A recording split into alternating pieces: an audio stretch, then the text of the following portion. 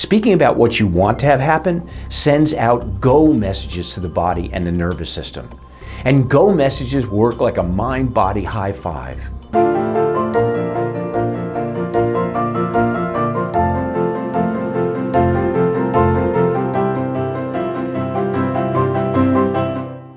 Right now, whatever you do, do not think of a monkey.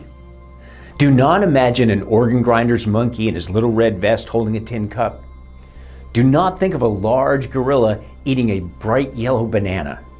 And do not think about barrels of monkeys having a ball. What happened? Most likely you found that the harder you tried not to think of a monkey, the more images of monkeys appeared. Here's why. Don't know and not are neutral words. Your mind doesn't hear them. Instead, your attention shifts to the stronger, image-producing part of the sentence. In order not to think of a monkey, you have to bring up the mental image of a monkey.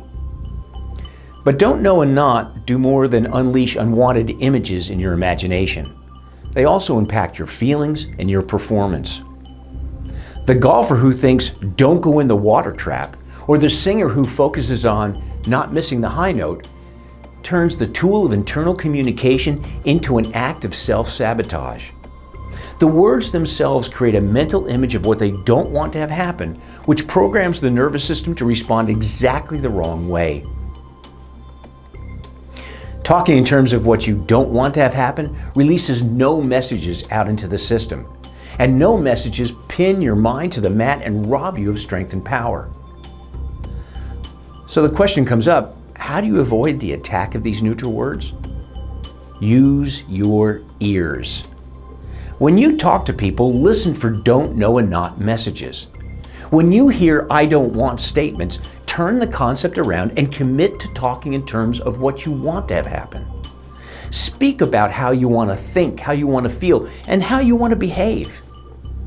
Stop saying I will not be tense and uptight, and start saying I will remain relaxed, poised, and focused.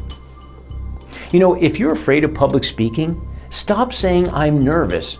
Turn it around and instead say I'm excited. I mean, what is nervousness anyway but an excitation of the nervous system? Speaking about what you want to have happen sends out go messages to the body and the nervous system.